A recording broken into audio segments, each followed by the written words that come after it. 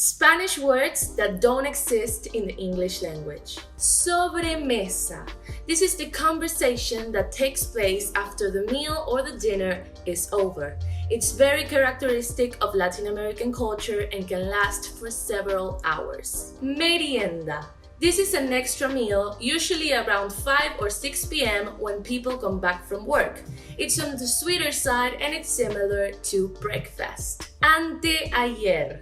A term to refer to the day before yesterday. Tutear, the action of referring to someone in an informal way, comes from the subject pronoun tú as opposed to the formal pronoun usted. Estrenar, to wear something new for the first time. Make sure to follow us for more Spanish tips. Nos vemos! Mwah. Don't forget to subscribe to our YouTube channel and turn your notifications on so you don't miss any of our content.